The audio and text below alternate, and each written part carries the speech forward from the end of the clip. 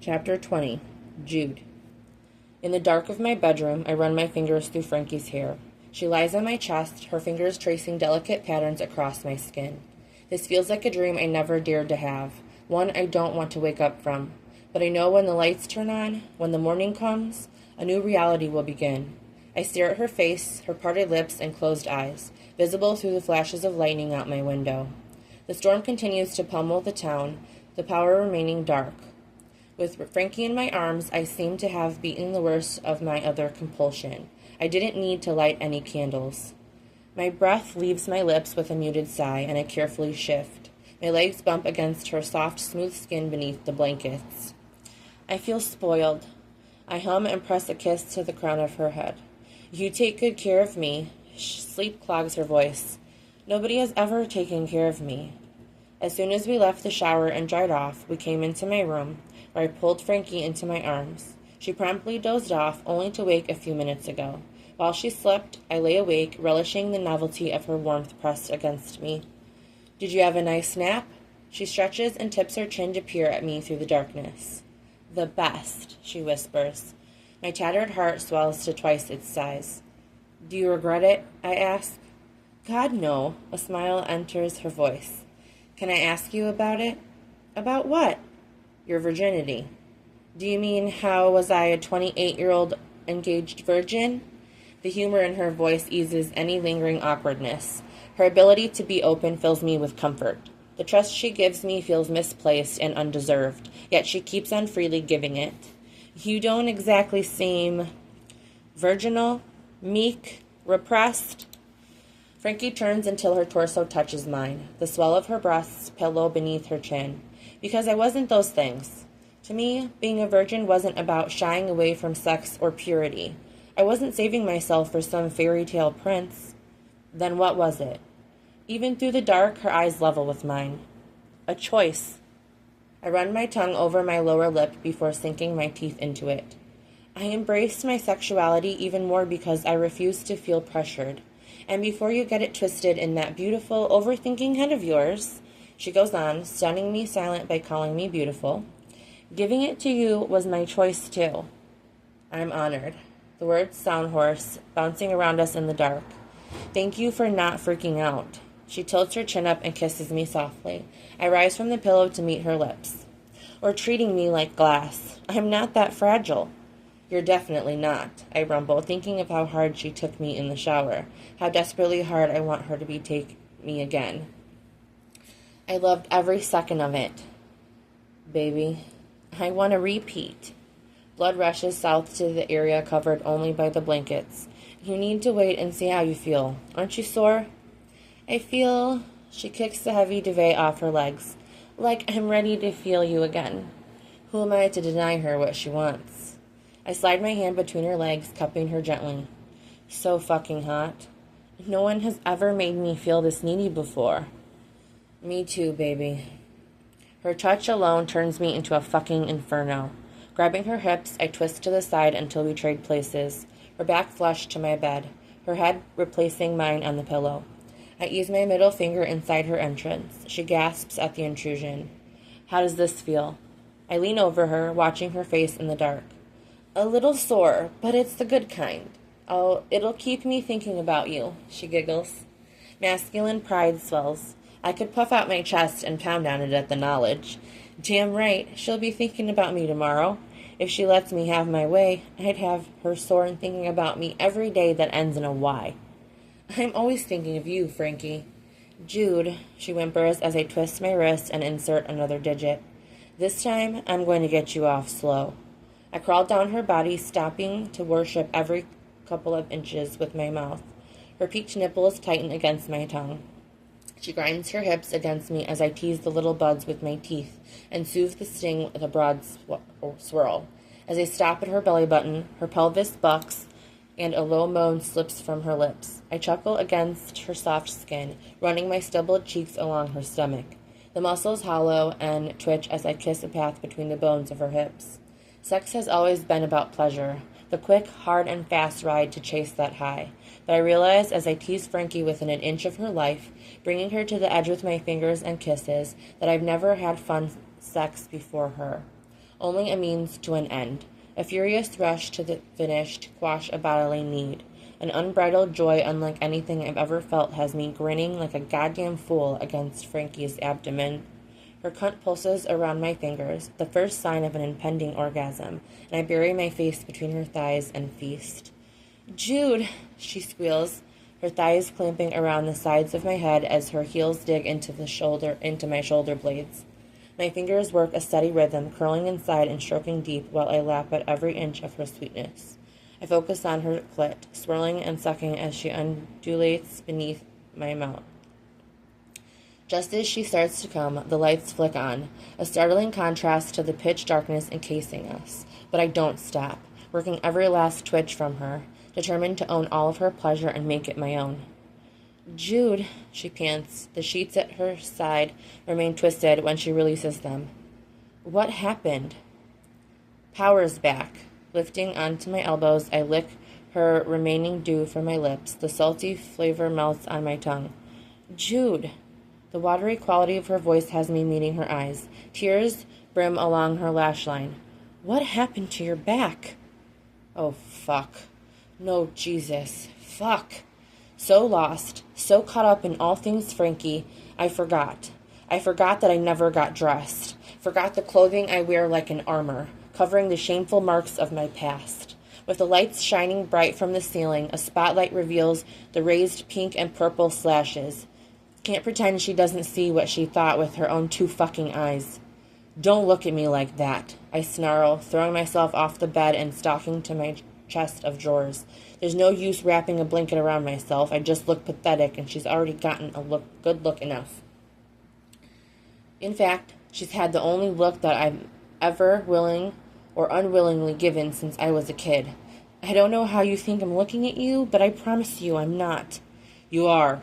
The beat of my heart threatens to burst through my ribs. Numbness trickles down to my fingertips. Labored breaths send my chest heaving loudly in the quiet room. "I'm not." Muscles freeze, preventing me from covering myself. I can't even fucking turn around as the compulsion to count holds me captive. 1, 2, 3. Why isn't she saying anything? Why isn't she telling me how sorry she is? How much she fucking pities me? 4, 5, 6, 7. The room plunges back into darkness as Frankie switches off the light. Warm, delicate fingers curl around my palm, solidly grounding me back in the present. They tug, urging me to turn around. In the dark, I might feel just brave enough. In the light, I want to hide. "Come back to bed," she pleads. Her pull is stronger than my demons, and I find the strength to follow. Still without putting a shirt on. What's the fucking point now? Frankie gets onto my bed on her knees, tugging my hand. She lies down in the middle. I sit awkwardly unsure what I'm supposed to do. "I won't look," she whispers. "I can't cheat because it's dark, but I wouldn't look if you didn't want me to. Lie down." Exhaling loudly, I drop onto the bed beside her. At the last second, she intercepts my head and guides me to lay on her stomach. Her fingers slip into my hair, tenderly massaging my scalp. My eyelids flutter in the dark as her rhythmic tugging relaxes me. The motion of her steady breaths reminds me of a boat on serene waters. And for some reason, after seconds stretch into minutes marked by the crash of thunder and spark of lightning across the night sky, I begin to talk. I have undiagnosed OCD. The words feel brittle in my throat, cracking as I spit them into the darkness. I'm not sure if you've noticed, but those long pauses aren't for dramatic effect. I pause because I'm counting. Inhale, exhale. 1, 2, 3. I pause. 4, 5. I grit my teeth. I pause in uncontrollable moments because I was whipped as a kid. Frankie's breath hitches, her torso bouncing beneath my head, yet her fingers never falter their comforting strokes. "Jack and our childhood was shit. I'll spare you most of it, but my parents weren't much different from yours. A couple of abusers who should have never had children. Our dad, he was a mean bastard, and his favorite way to dole out punishments was with his belt. Now, Jack, he was smaller than me by a lot back then. He didn't start growing until we hit our teens. The day after our dad nearly beat him to death was the day I started volunteering to take his punishments. If I close my eyes, I can still hear the whoosh of the brown leather, the searing slap it made against my fragile skin. That sound buried itself so deep into my psyche, I doubt it'll ever work itself out. I don't regret it. I'd do it all over again if it meant keeping my brother alive. She trembles beneath me, and her free hand finds mine in the dark. I intertwine our fingers, holding tight as I keep talking, revealing secrets I've kept buried in my marrow for so long. To get through it, I developed a habit of counting. I'd keep track in my head how long it took to finish his beating. Now, he was a mean guy, but he wasn't trying to wind up in jail for murder. What he did to Jack scared a little sense into him once the school started asking why Jack was gone for so long. So he made sure to hit hard and deep. But he was fast about it. Never went more than 20 seconds if I was counting slow. Enough to leave me black and blue and bleeding, but still breathing to live another day. Counting was my coping mechanism to get through the pain. I could stop once the final blow was over. My brain somehow confused itself into thinking the counting meant safety, and I developed an obsession. Counting keeps my family safe. Now, whenever uncertainty creeps in, I count until it goes away. Frankie shudders beneath me. "I'm sorry," she croaks, fighting to keep her sobs locked up tight. "Don't." My heart splinters at the pain she feels. For me. I don't deserve her tears or her sadness. Flipping over, I crawl on top of her, sliding my naked body along hers until we're face to face in the dark. "Don't cry for me, baby." The tears sliding down her temples glisten in the flashing light. I frown at the explicit sadness twisting her beautiful face. "You haven't shed a single tear about your own circumstances since you got here, and I don't want to be the thing that makes you cry. It was a long time ago." "You were doing it 10 minutes ago, and an hour before that. And when you were racing up the trail to find me, the physical punishment might have happened decades ago, but Jude, you're still affected by it to this day." Squeezing my eyes shut, I drop my forehead against hers. "I know," I admit. Feelings of shame pulses through me like a second heartbeat. "Look at me," she pleads, her fingers brushing my hair from my forehead. When I do, she continues. "You have nothing to be ashamed about," she whispers vehemently. "And you have nothing to hide." Frankie tilts her chin, meeting my lips in a tender kiss. "Not from me." Just as I start to get lost in her soft mouth, her hands trace across my back. I stiffen. "Frankie," I warn as shame curdles in my gut. "I'll be gentle." Every muscle in my body grows taut in anticipation of her curious touch. But I don't deny her. I don't think I could deny her anything, even if it means exposing all of my ugly scars. "Trust me." The first press of her fingertip against the scar on my scapula sends a shudder racking through me. I collapse against her with a groan, keeping my weight off her with my elbows and burying my face in the dark warmth of her neck. Her sweet scent envelops me, transporting me away from the acrid smell of pot and leather and blood, grounding me in this room with her. She moves on, finding the longest blemish stretching from my left shoulder across my spine to my right hip. Questing fingers glide reverently along the puckered skin. The feel of her tenderly touching a place that has only known pain releases something inside my chest. I fist the sheet beside our heads, bucking against her as my mouth finds her neck. "Frankie," it's less of a warning now, almost a torture plea slipping off my lips. But I don't know what I'm asking for. Forgiveness? Acceptance? Something more? How is it possible in the short time I've known her that she's been able to attack so many of my walls? The fortress I live behind appears to be no match for this woman, and I'm not sure how that makes me feel. "You're beautiful, Jude."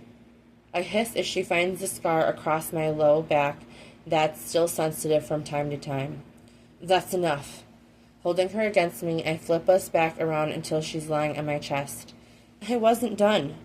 I catch her fingers and bring them to my lips. "For tonight you are. You made your point." "Did I?" She raises a skeptical eyebrow, visible through the light trickling in from the hall. "Not really, but furthering the argument won't change anything. I know I'm damaged. My siblings each endured rough childhoods, yet none of them are still affected the same way I am. Nobody carries silly compulsions into their adulthood from a past they can't seem to let go of." Not even Jack. But I don't need her to spell anything out for me. I don't need to see the look in her eyes when she realizes I'm more work than I'm worth.